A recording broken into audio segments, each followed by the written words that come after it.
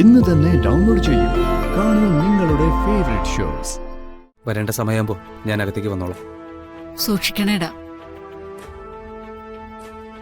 ഇനി വിട്ടുകൊടുക്കാൻ പറ്റില്ലമ്മേ. ഒന്നുകിൽ കൊല്ലണം, അല്ലെങ്കിൽ അവരുടെയൊക്കെ മുന്നിൽ തോറ്റു എന്ന് പറഞ്ഞ് പോയി ചാവണം.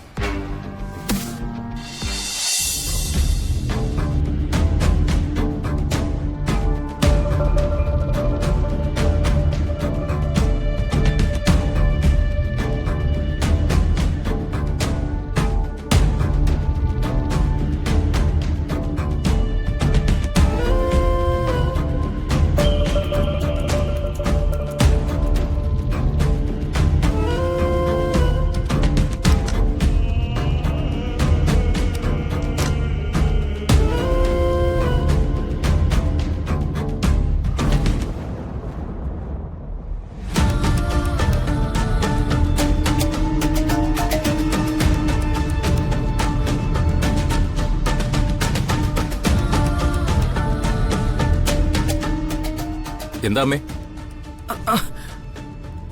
കിടന്നിട്ട് ഉറക്കം കിട്ടുന്നില്ലേ? ഞങ്ങൾ ഉറക്കത്തിലേക്ക് വീണുപോയ അമ്മ എന്തെങ്കിലും ചെയ്ത് പുറത്തിറങ്ങുമെന്ന് ഞങ്ങൾക്ക് അറിയാമായിരുന്നു. അതുകൊണ്ടാ വാതിൽ പൂട്ടുമ്പോൾ പുറത്തുനിന്നുകൂടി പൂട്ടിയത്. ഈ 2 വാതിലും കഴിഞ്ഞാ ഇനി അടുക്കള വാതില് മാത്രമേ ഉള്ളൂ. അത് താഴിട്ട് തന്നെ പൂട്ടി.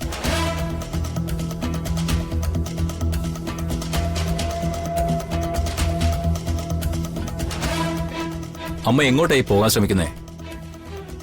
കണിമംഗലത്ത് എന്ന് പ്രിയങ്ക ജീവിച്ചിരിക്കുന്നു എന്നൊക്കെ പറഞ്ഞാല് അവരും അമ്മയെ ഭ്രാന്തി എന്ന് വിളിക്കില്ലേ? സത്യം പറയുന്നതും ഭ്രാന്താണെങ്കിലേ അവരും എന്നെ വിളിച്ചോട്ടെ. നിനക്കെന്താ? ഒന്ന് മിണ്ടാതിരിക്കമ്മേ. എന്ത് സത്യം? അമ്മയ്ക്കല്ലാതെ വേറെ ആർക്കും അങ്ങനെ തോന്നുന്നില്ലല്ലോ. ആ, എനിക്കല്ലാതെ വേറെ ആർക്കാ അവളോട് സ്നേഹമുള്ളത്? നിനക്കുണ്ടോ? ഇവനുണ്ടോ? ഇപ്പൊ ഞാനേ നിങ്ങളുടെ മുന്നിൽ നിന്ന് ചോദ്യം ചോദിക്കുന്നുള്ളൂ. ഒരു ദിവസം അവള് വന്ന് നിങ്ങളുടെ മുന്നിൽ നിൽക്കും. അന്ന് അവള് ചോദിക്കും ഇതേ ചോദ്യങ്ങള്. അപ്പൊ രണ്ടാളും മറുപടി പറയുന്നതേ എനിക്കൊന്ന് കാണണം. അങ്ങനെ പ്രിയങ്ക മോള് മുന്നിൽ വന്ന് ചോദ്യം ചോദിച്ചാൽ ഞങ്ങൾ മറുപടി പറഞ്ഞോളാം. അമ്മ ഇപ്പൊ അകത്തേക്ക് കയറി പോന്നോക്ക്. ഉറങ്ങേയില്ല, മറ്റുള്ളവരെ ഉറങ്ങാൻ സമ്മതിക്കുകയില്ല. നിന്റെ ഒന്നും ഉറക്കം ഞാൻ കാരണം പോകണ്ട. ഞാനങ്ങ് പൊക്കോളാം.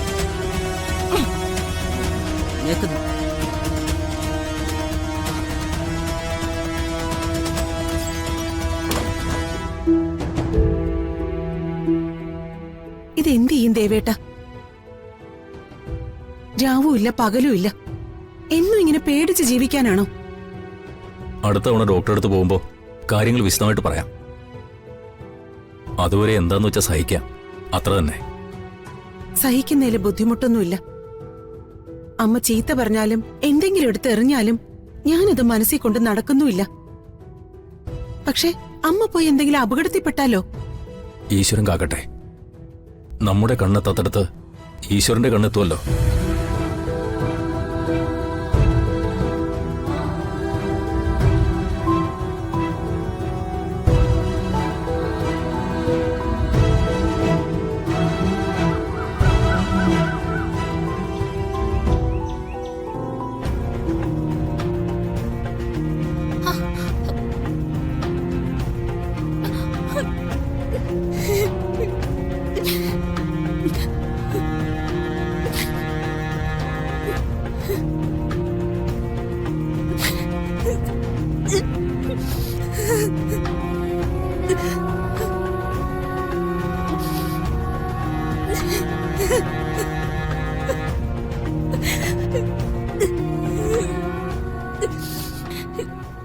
ഇന്നലെ ഞാൻ ഉറങ്ങിയിട്ടില്ലടാ. ദേഹം മുഴുവൻ നുറുങ്ങുന്ന വേദനയായിരുന്നു. ചോദിക്കാനും പറയാനും ആരുമില്ലാത്തവർക്ക് ഇതാണല്ലോ അവസ്ഥ. അമ്മയ്ക്ക് ജീവിതം മതിയായടാ. എങ്ങനെയെങ്കിലും ഒന്ന് ചത്താ മതി എനിക്ക്. അമ്മേ കരയില്ലമ്മേ, എന്റെ ഭാഗത്തും തെറ്റുണ്ട്. അച്ഛനെ ജയിലിൽ അയച്ചതിന് പ്രതികാരം ചെയ്യാൻ വിളിച്ചു വരുത്തിയിട്ട് എനിക്ക് ഒന്നും ചെയ്യാൻ പറ്റില്ല. ഞാന് പിന്നെയും തോറ്റു. പക്ഷേ അമ്മയുടെ ദേഹത്ത് കാണുന്ന ഈ പാടുകളുണ്ടല്ലോ, അത് എനിക്ക് സഹിക്കാൻ പറ്റുന്നില്ല. രാത്രിയുടെ മറവിന് വേണ്ടി ഒന്നും ഞാൻ കാത്തു നിൽക്കുന്നില്ല. അവളകത്തുണ്ടല്ലോ, അവളെ ഇപ്പൊ തന്നെ ഞാൻ കഴുത്ത് ഞെരിച്ച് കൊല്ലും. നീ വെറുതെ ഇരിക്കെ. ആവേശം കാണിച്ച് എന്തെങ്കിലും പറ്റിപ്പോയ പിന്നെ ഒരിക്കലും നിനക്ക് കണിമംഗലത്തേക്ക് പ്രവേശനം ഉണ്ടാവില്ല, അറിയാവോ? അച്ഛനെ നിന്നെ കാണാതെ ഞാൻ ജീവിക്കേണ്ടി വരും. ഞാൻ പിന്നെ എന്ത് വേണമെന്ന് അമ്മ പറയുന്നേ? എന്റെ അച്ഛനെ ദ്രോഹിച്ചവരെ ഞാൻ വെറുതെ വിടണോ? അമ്മയെ നോവിച്ചവരെ വെറുതെ വിടണോ? വെറുതെ വിടരുത്.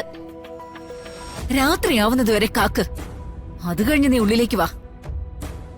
അവളെ കൊന്നിട്ട് നീ എവിടേക്കെങ്കിലും പൊയ്ക്കോ. പിന്നെ തമ്മിൽ കണ്ടില്ലെങ്കിൽ പോലും എനിക്ക് ഒരു കുഴപ്പമില്ല. പാവം കൽപ്പന, അവളും തളർന്നു കിടക്കുക അവിടെ.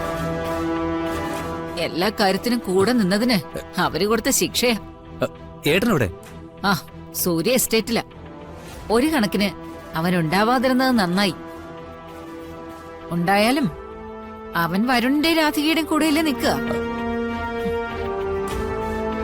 അപ്പോ കൽപ്പന തനിച്ചാണല്ലേ? അതെ. വയ്യെങ്കിൽ കിടക്കട്ടെ എന്ന് ഞാൻ കരുതി. അതാ വിളിക്കാൻ ഞാൻ. ശരിയമ്മേ, അമ്മ അകത്തേക്ക് പൊയ്ക്കോ. ഞാനേ ഇവിടെ എവിടെയെങ്കിലും ഉണ്ടാവും. വരേണ്ട സമയമാകുമ്പോ ഞാൻ അകത്തേക്ക് വന്നോളാം. സൂക്ഷിക്കണേടാ. ഇനി വിട്ടുകൊടുക്കാൻ പറ്റില്ലമ്മേ. ഒന്നുകിൽ കൊല്ലണം, അല്ലെങ്കിൽ അവരുടെയൊക്കെ മുന്നിൽ തോറ്റു എന്ന് പറഞ്ഞ് പോയി ചാവണം.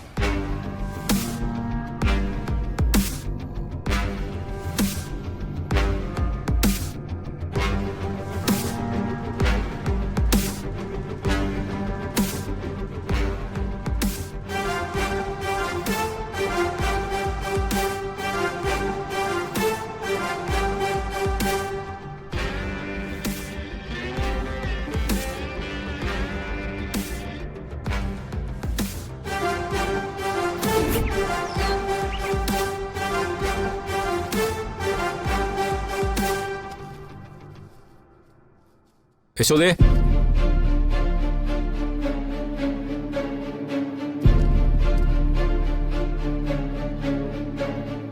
ആ ദേ ഞാൻ ഇറങ്ങാ. ആയിക്കോട്ടെ.